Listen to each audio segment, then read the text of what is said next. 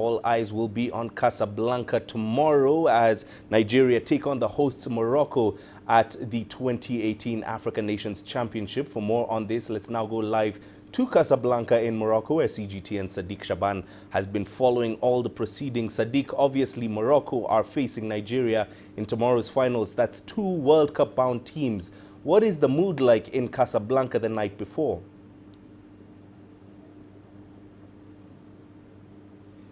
Mahia, in the last semi-finals where Morocco played Libya, we saw 65,000 Moroccans turning up for the semi-final. And now that the team has qualified for the final, there is a rallying call in the city to let everybody know that there will be a finals on Sunday, and the city is calling on all Moroccans to come and celebrate what they're calling victory.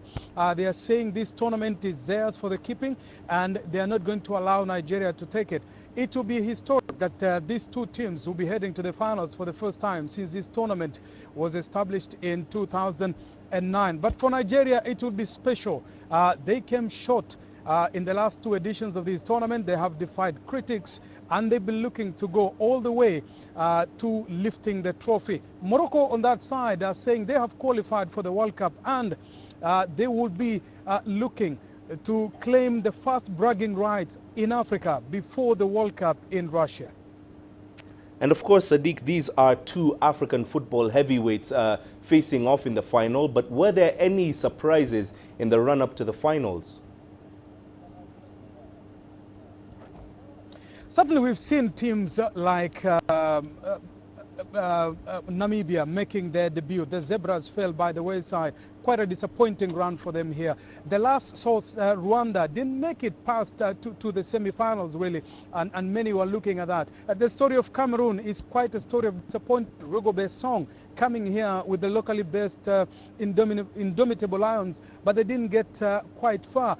Guinea have had to fire the coach after losing out on this tournament. So there'll be a number of conversations really around it. But teams like Sudan have and Libya, who are going to be playing in the third match playoff in just a few minutes from now, have defied critics. A team like Libya have had to train away from home. Sudan, the only representative from East Africa, coming all the way and ensuring that at least there will be some sort of a regional representation in this tournament. And of course, Saddique, as we heard earlier there from your package, African football body CAF reinstated or reiterated rather its support for Morocco's World Cup bid. That's 2026. How important is this kind of support to the North African countries' plans?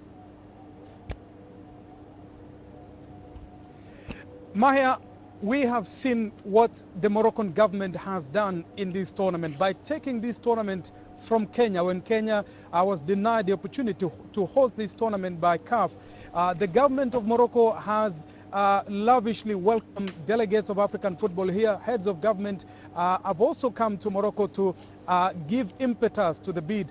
African football delegates in their 40th assembly yesterday took a unanimous position that the CAF position, the African football position, will be their position. Now, the meeting was quite significant in the sense that it's coming at a time just a week after Morocco had launched the bid for the 2026 World Cup against Mexico, US, and joint bidding also from Canada. But Africa will be looking to support one of their own. Remember, Africa is the biggest single voting bloc in FIFA, 54 members. And Morocco says they will be looking for home ground support in Russia during the FIFA Congress. And FIFA president also made it clear that this process will be transparent. CAF President Ahmed said yesterday in that Congress that Africa would be expected to put up a unified front when it's called upon.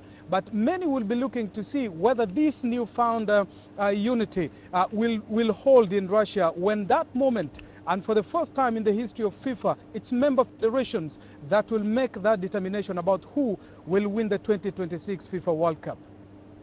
All right, Saddique, thank you very much for those updates. CGTN Saddique Shaban, who is standing by and following all the action in Casablanca, Morocco, ahead of tomorrow's final, Nigeria taking on the hosts, Morocco.